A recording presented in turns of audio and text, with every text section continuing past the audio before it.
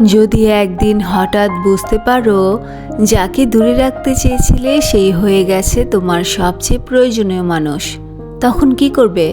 হৃদয় কি হিসেব মানে, নাকি সে নিজের মতো করেই একটা নামকে বারবার নির্বাচন করে?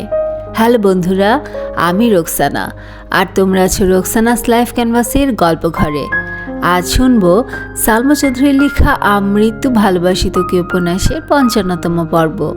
চলো আজ আবার ডুবে যাই এমন এক ভালোবাসায় যার কোনো ছুটি নেই, কোনো শেষ নেই। পর্ব নাম্বার ৫৫। মিষ্টির কথা শুনে মেঘের চোখে তারাগুলো ঝলমল করছে। চোখের সামনে আবিরের হাস্যজ্জ্বল চেহারা ভেসে উঠছে।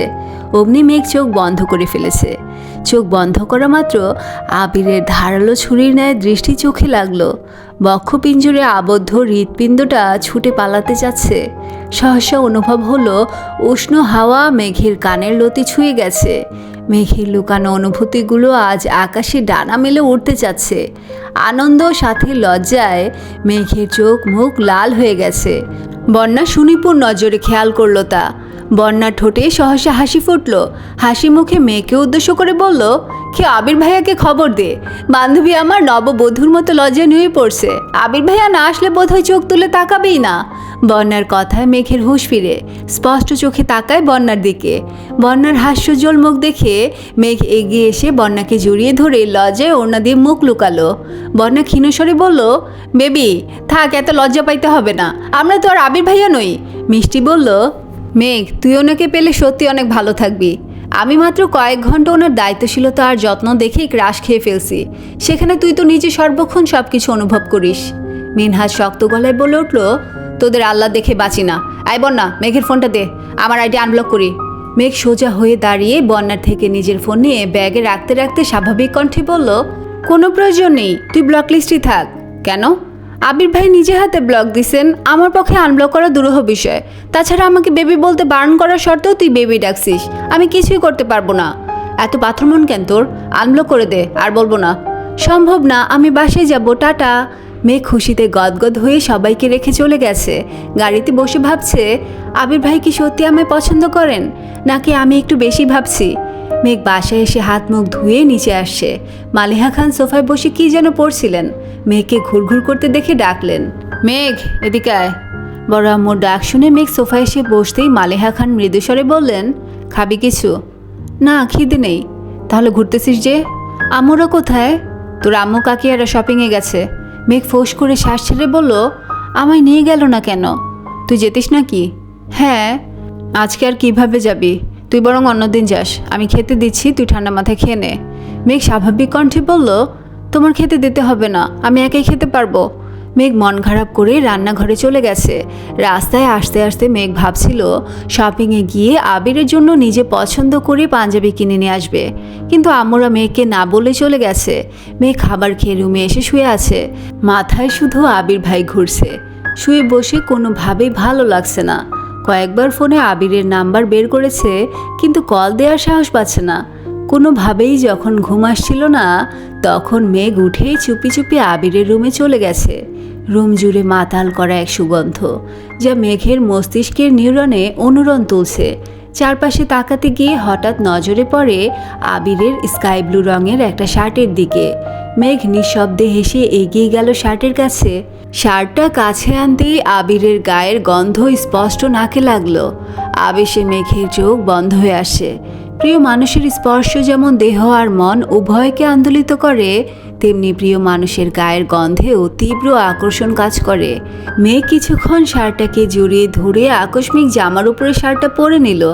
আবিরের শার্ট মেঘের গায়ে অনেকটা পাঞ্জাবির মতো লাগছে, যেমন মোটা তেমন লম্বা। মেঘ ড্রেসিং টেবিলের সামনে গিয়ে চোখ তুলে তাকাতেই লজ্জায় দুহাত দিয়ে মুখ ঢেকে ফেলেছে। খানিক বাদে দু আঙুল ফাঁক করে এক চোখে তাকিয়ে নিজেকে দেখতে লাগলো। খুশিতে দুহাত মেলে রুমে ঘুরতে লাগলো। ঘুরতে ঘুরতে ধপ করে বিছানায় এসে বসে পড়েছে। দুহাতে শার্টের কলার ঠিক করে হাতা টেনে বিছানায় শুয়ে দীর্ঘশ্বাস ছেড়ে চোখ বন্ধ করলো। চোখে ভাসছে গত 9 মাসে আবিরের সঙ্গে কাটানো একের পর এক অপরূপ মুহূর্ত।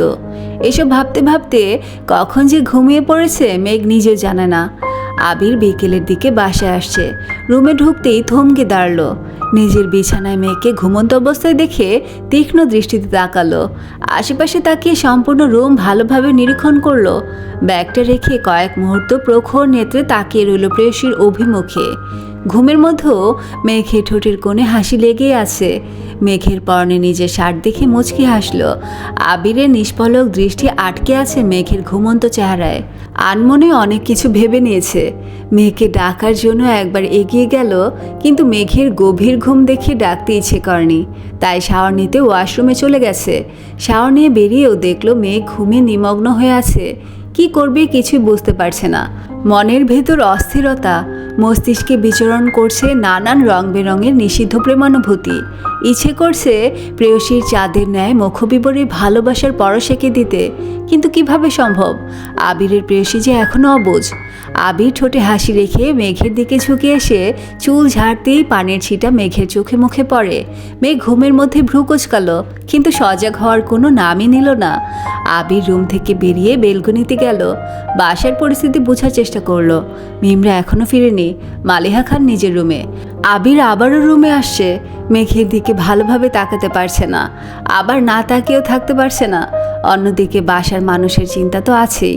হুট করে কেউ চলে আসলে আর মেয়েকে এভাবে আবিরের রুমে দেখলে কি হবে তাই ভেবে পাচ্ছে না।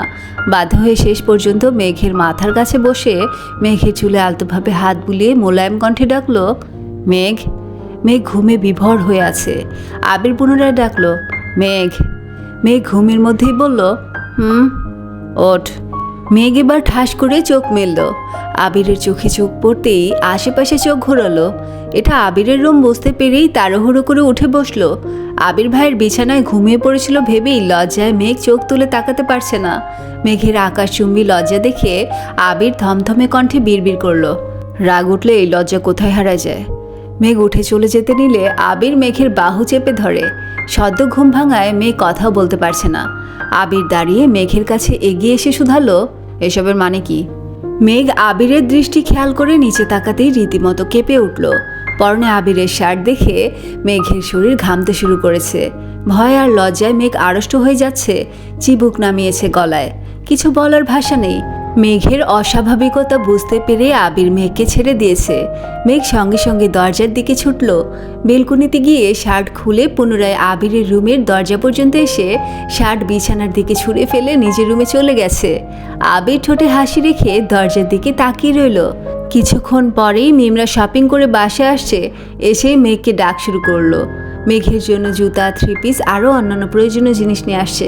মেঘ শপিং খুলে দেখছে। একটা শপিং দেখিয়ে বলল, ওইটাতে কি আছে আম্মু? হালিমা খান শপিং ব্যাগটা মেঘের দিকে এগিয়ে দিয়ে বলল, আবির আর তানভীরের জন্য শার্ট আছে এটাতে।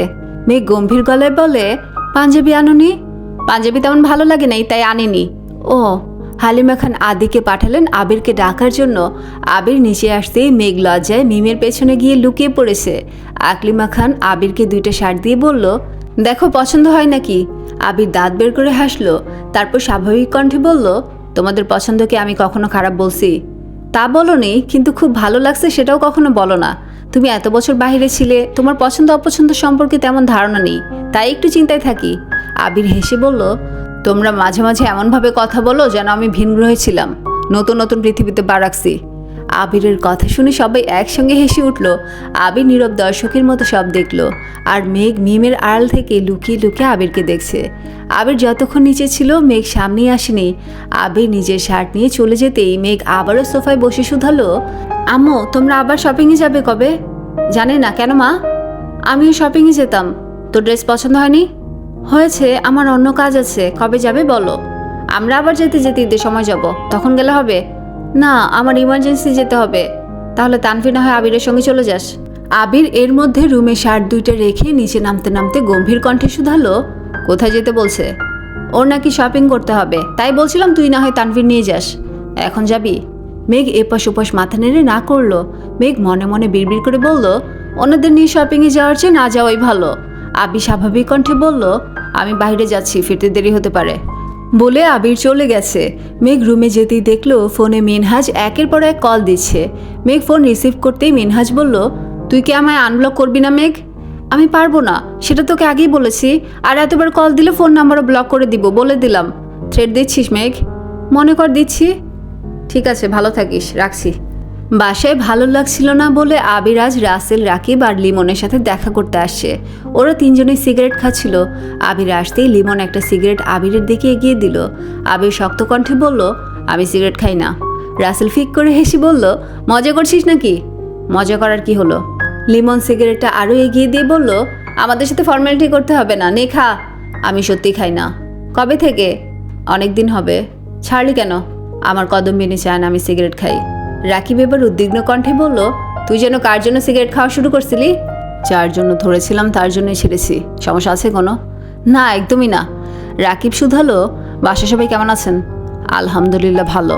রাসেল গলা উঁচু করে বলল, আঙ্কেল ঠিক আছেন? আলহামদুলিল্লাহ। লিমন কাঁপা কাঁপা কণ্ঠে বলল, তোর এত পরিবর্তনের রহস্য কি? আবির গম্ভীর গলায় বলে, বাবা মায়ের একমাত্র ছেলে হলে এসব পরিবর্তন নিজে থেকে চলে আসে। চোখের সামনে আব্বু আম্মুর অসুস্থতা, বুকের ভেতর প্রেয়সীর গভীর অনুরক্তি, সব আড়াল করতে নিজের সঙ্গে প্রতিনিয়ত লড়াই করতে হয়, এই আর কি। রাসেল শীতল কণ্ঠে বলল, মেঘের কথা বাসায় জানাবি না? কিভাবে জানাবো? আব্বু হার্ট অ্যাটাকের হাত থেকে কোনো রকমে বেঁচে ফিরেছেন। এই অবস্থায় আব্বুকে প্রেশার দেওয়ার মতো পরিস্থিতি কোনোভাবে তৈরি করা যাবে না। আর আমার শ্বশুর যে মানুষ, আমার মুখে নিজের মেয়ের নাম শুনলে আগুনে ঘি ঢালার মতো চেতবেন।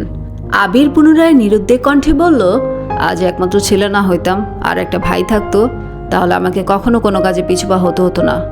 রাকিব করুণ স্বরে শুধালো, ফুপির বিষয়ে বাসায় কোনো সিদ্ধান্ত হয়নি? আবির বিরক্তি নিয়ে বলল, এখনো কিছুই হচ্ছে না। আমি আব্বু চাচুকে ইনডাইরেক্টলি বলেছি, কিন্তু তাদের দিক থেকে তেমন কোনো রেসপন্স পাচ্ছি না। কি ভাবছিস, কিভাবে কি করবি?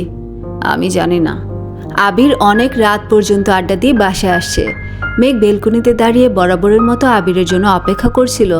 আবির বাসায় ঢুকতেই দেখল আলী আহমদ খান সোফায় বসেছিলেন। আবিরকে আসতে দেখে শক্ত কণ্ঠে বললেন, তোমার সাথে একটু দরকার আছে। আবির সহসা দাঁড়িয়ে পড়েছে।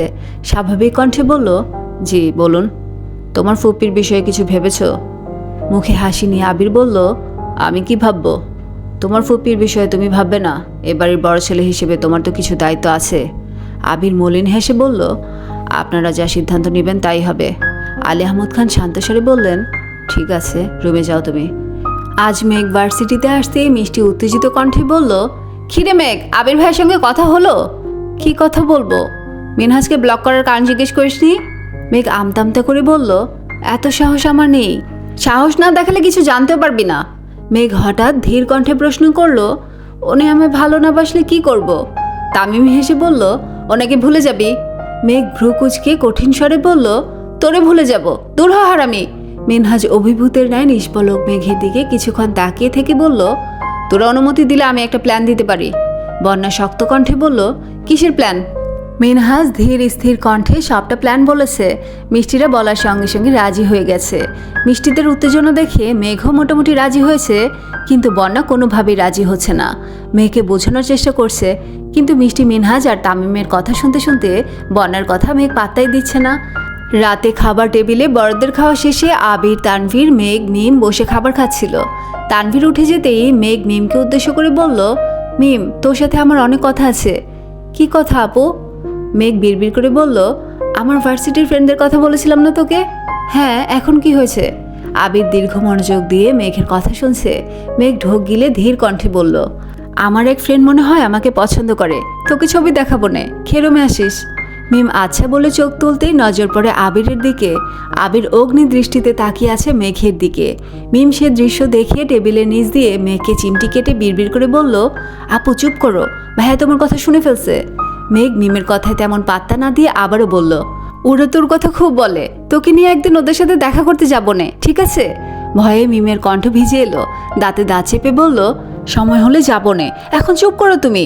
মেঘ উত্তেজিত কণ্ঠে পুনরায় বলল, জানিস মিম, ওর নামের প্রথম অক্ষরে এম। আবির সঙ্গে সঙ্গে খাবার রেখে দাঁড়িয়ে পড়েছে। হালিমা খান উদ্বিগ্ন কণ্ঠে শুধালেন, কিরে, খাবার শেষ না করে উঠে পড়লি যে? খেতে ইচ্ছে করছে না। কেন, কি হয়েছে তোর? কিছু না। আবির রাগে ফুঁসতে ফুঁসতে রুমে চলে গেছে। মেঘ এবার দীর্ঘশ্বাস ছেড়ে চোখ তুলে তাকালো। মেঘের নেত্রদ্বয় টলমল করছে। আবিরের সামনে এভাবে কথা বলা মেঘের কাছে তৃতীয় বিশ্বযুদ্ধের সমতুল্য। ভয়ে মেঘের হাত পা কাঁপছিল। নিচের দিকে তাকিয়ে কোনো রকমে কথাগুলো বলেছে মেঘ। আবির কোনো দিকে না তাকিয়ে রুমে চলে গেছে। মেঘ গভীর রাত পর্যন্ত টিভি দেখেছে আর আবিরের জন্য অপেক্ষা করেছে। প্রায় 1টা নাগাদ মেঘ রুমে গিয়ে শুয়ে পড়েছে। পরদিন সকালে আবার খাবার টেবিলে আবিরের সঙ্গে দেখা। মেঘ কোনোভাবেই আবিরের চোখের দিকে তাকায় না, কারণ আবির ভাইয়ের চোখে চোখ রাখলেই মেঘে সব কিছু গুলিয়ে যাবে। বড়দের কথার মাঝখানে মিম কি একটা কথা বলেছে, কিন্তু কেউ মিমের কথা কানেই নেয়নি।